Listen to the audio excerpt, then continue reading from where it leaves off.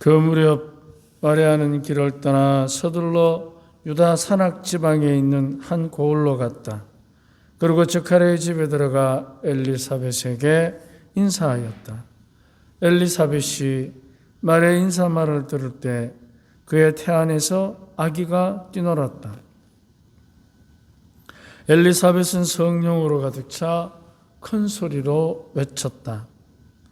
당신은 여인들 가운데서 가장 복되시며 당신 태중의 아기도 복되십니다.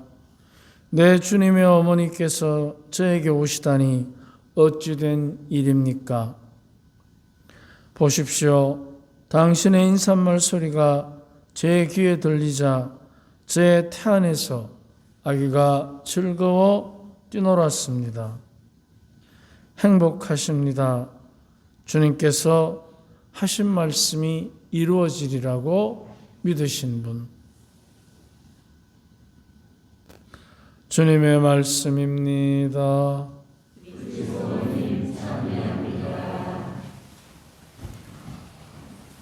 참 예수님, 오늘 이 날씨가 이렇게 추운데도 저희 말해주셔서 고맙습니다. 오늘 보니까 우리 저 뒤에 학생들 둘이가 따라온 것 같은데 이 추운데 이 말까지 엄마 아빠 따라온다고 애먹었다. 그래서 신부님 선물 줄게. 앞으로 나올래? 성탄절 선물 줄게. 앞으로 나와봐. 응. 왜? 부끄러워? 배달해 줄까? 아빠가 받아가 배달해 줘. 응. 주세요. 자, 배달해 줘.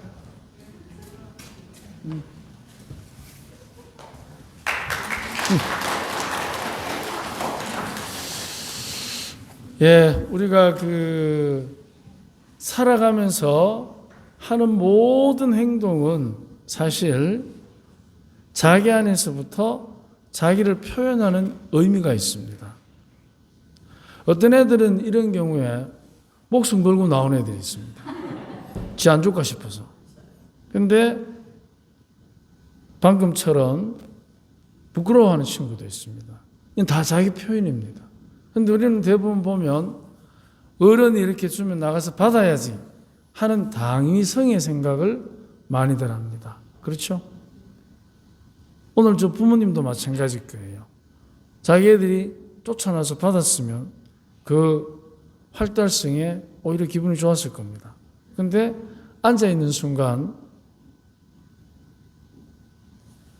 어정쩡해지는 거예요. 왜?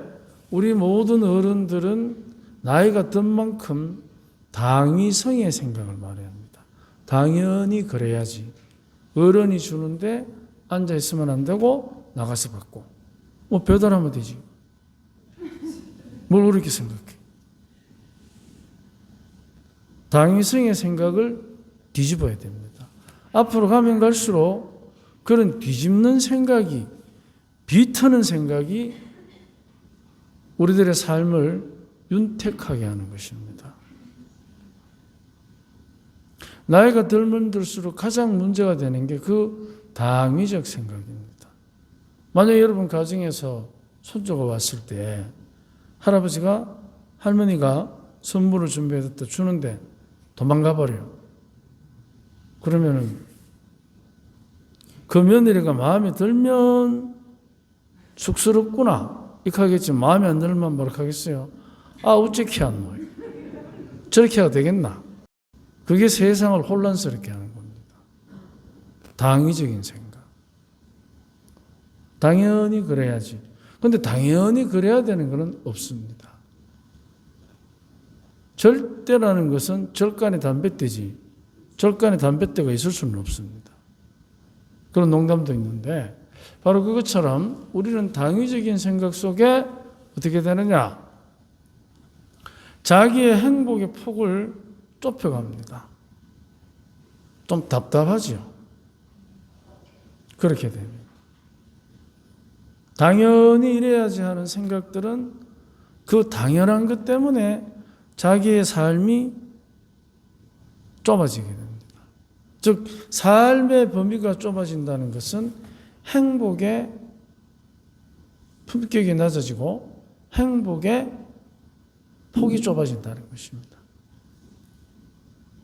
만약 우리가 행복을 느끼지 못하면 특히나 당위적인 생각 때문에 일상적인 생활 속에서 행복을 느끼지 못하면 행복을 느껴야 되는데 못 느끼기 때문에 느끼기 위한 자기만의 표현이 있습니다.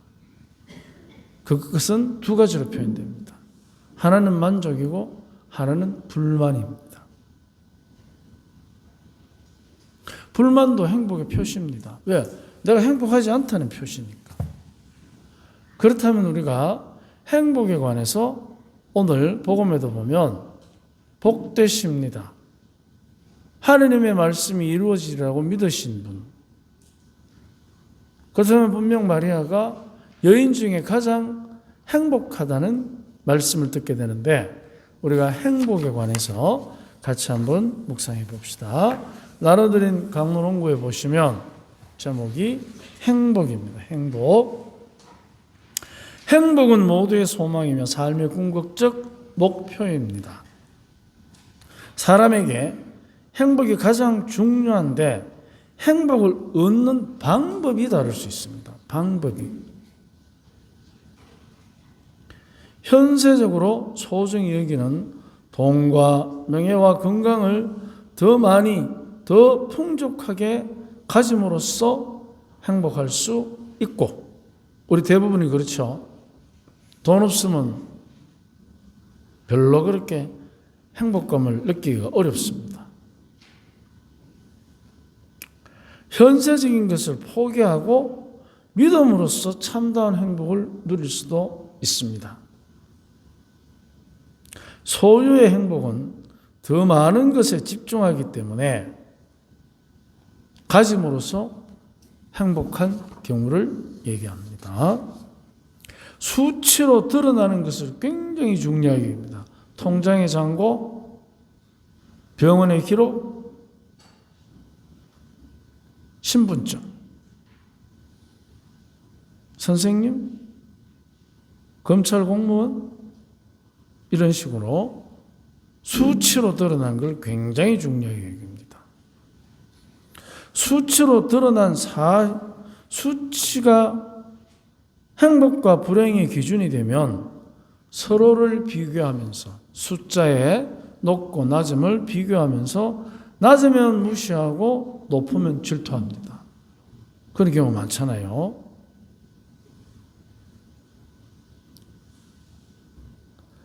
수치는 겉으로 드러난 사실이기에 참된 진실을 왜곡할 수도 있습니다.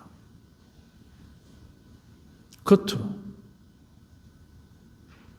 그렇다고 해서 뭐 돈이 없다, 건강이 약하다, 지위가 낮다 그런 뜻이 아니라 겉으로 드러난 바로 그 수치를 높이기 위해서 진실을 왜곡할 수도 있다는 것입니다. 사실을 증명할 수 있다고 해서 그것이 진실이라는 보장은 없습니다. 그렇지 않습니까? 사실이 진실은 아니잖아요. 진실이 사실이 돼야 그게 맞는 건데 진실은 묻어두고 사실로만 그런 것처럼 증거를 조작할 수 있습니다. 지금 우리는 우리나라에서 그런 사람들의 행태 때문에 너무나 혼란스럽습니다.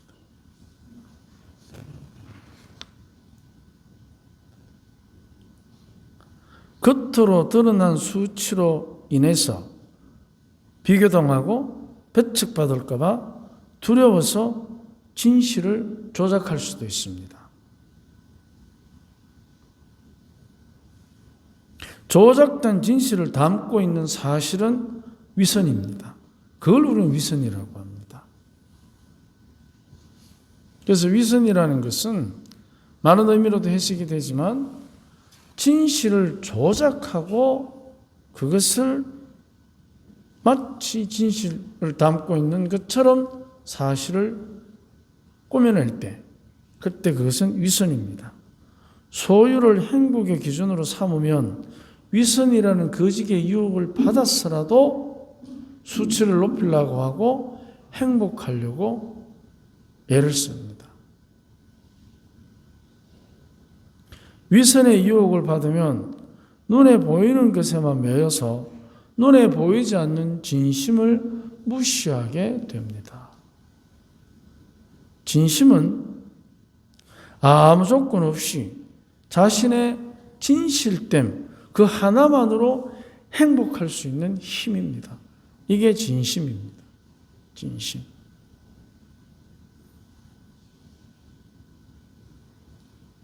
모든 행복의 기준이 되는 진심을 잃어버리면 반드시 위기를 맞습니다.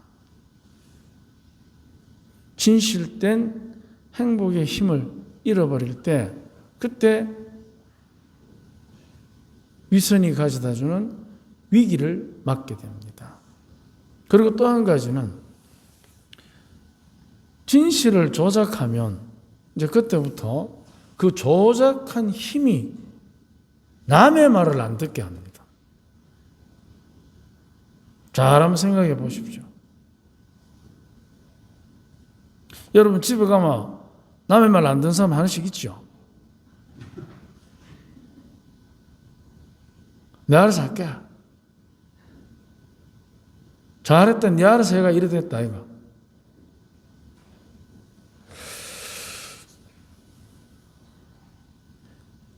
진심은 왜 힘이 있느냐 하면 욕심을 다스리는 힘이 있기 때문에 과욕을 부리지 않으면서 지금 있는 것에 감사하는 힘을 줍니다.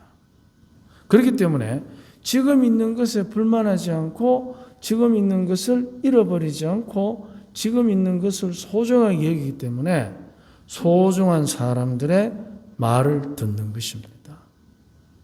그런데 진심을 잃어버리면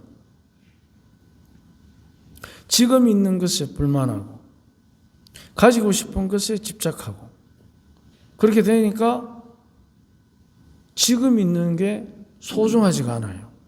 그러니까 소중한 사람의 말을 안 듣습니다. 이게 위선이 가져다주는 악한 영향입니다. 그런데 우리는 다 죄를 지었기 때문에 한 번씩 진심을 잃어버렸습니다. 지금도 잃어버렸을 수도 있고. 그러니까 어떻게 됩니까? 서로가 서로의 소중함에 대해서 그렇게 감사하지 않습니다. 오히려 감사하기보다 그 소중한 사람이 하는 말을 잔소리로 알아듣습니다. 그러니까 잔소리하는 사람이니까 곁에 두고 싶겠습니까?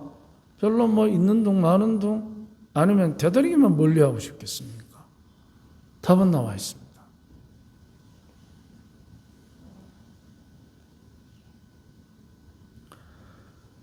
그래서 진심은 눈에 보이는 소유의 행복보다는 오히려 진심을 지키는 무소유의 행복에 집중합니다. 무소유. 여기서 무소유라는 것은 은행잔고, 건강기록부, 신분증 그걸 의미하는 것도 있지만 그러나 더 중요한 것은 진심을 담은 자신을 허위로 꾸미는 것, 그 허위를 버리는 것을 무소유라고 합니다. 근본적으로 수치로 계산된 무소유가 아니고 진심을 버린 위선된 자신을 갖지 않는 것. 그러니까 오히려 거꾸로 얘기하면 진심은 가지고 위선은 버리고 이게 무소유입니다. 남보다 100원 덜 가지고 1000원 덜 가진 거 그거는 그 다음의 문제입니다. 잃는 것의 행복에 없는 것의 행복에 맞들이면 비오는 만큼 하느님의 섭리가 그 자리를 채워줍니다. 하느님은 항상 진심으로 행복하도록 이끄십니다. 결코 위선으로는 행복할 수가 없습니다. 하느님 앞에서. 그래서 믿는 이들은 진심으로 세속을 버리고 영원한 행복을 향한 여정을 떠나는 것입니다. 우리가 지금 그렇지 않습니까? 죄를 고백하고 하느님 앞에 와서 말씀을 듣고 성체를 영하고 이런 여러 가지들. 그것은 지금 행복하자고 나서는 것도 있겠으나 그러나 지금보다 그야말로 허위를 버리고 위선을 버리고 영원한 행복을 향하는 여정이지 않습니까? 지금 많이 가지기 위해서 계산하기보다 영원히 없어지지 않는 것을 누리기 위해서 가지기보다 주고 차지하기보다 양보하고 쌓아두기보다 나누고 나서기보다 물러서는 것입니다. 힘이 없어서 가진 게 없어서 몰라서 가만히 있는 게 아닙니다. 영원한 행복을 향하고 지금 위선을 버리고 진심을 갖기 위해서 우리가 가만히 있는 것이지 결코 몰라서 없어서 그렇지 않습니다. 이처럼 수동적인 어리석음 같지만 주님을 향한 능동적이고 현명한 이 선택은 비움의 체험입니다. 무엇이든지 그렇지 않습니까? 우리가 한 잔의 물이라도 비워야 채워지지 더 채우기는 자칫하면 넘칩니다. 넘치면 과경은 불경이라 과한 것은 부족함만 못한 것입니다. 그래서 과욕은 그야말로 우리의 눈과 귀를 멀게 하는 어리석은 선택입니다. 항상 밥 먹는 것도 그렇지 않습니까? 105% 채우면 헐떡거립니다. 80%만 채우면 편안합니다. 80%만 채우면 다른 약 안 묻어도 됩니다. 105% 먹으면 멀지 않은 날에 당뇨약, 고지혈증약, 혈압약 먹어야 됩니다. 드시고 계시죠? 무소유를 향한 비움은 주님의 현존을 이루는 거룩한 장소, 성소라고 합니다. 거룩한 장소입니다. 여기서 진심으로 머물게 되면 참다운 성소, 거룩한 부르심을 깨닫고 모두가 상생하는 선택을 하게 됩니다. 남의 말을 듣고 지금 있는 사람, 내가 가진 것 감사하고 이게 상생의 원칙입니다. 감사 없는 동행 없고 경청 없는 함께 없습니다.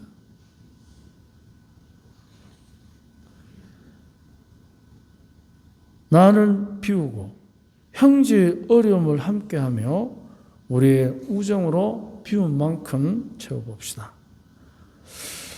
소유하는 행복은 자기 것에 매달리는 탐욕을 자극하여 독점적이게 됩니다.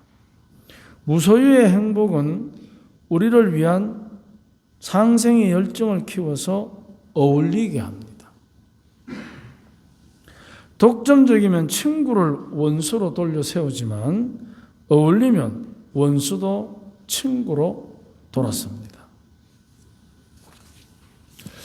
오늘 늘 우리와 어울리시는 주님께서 우리를 친구로 여기에 불러주셨듯이 우리도 누군가를 친구로 어울리면 원수를 돌려 세울 수 있습니다.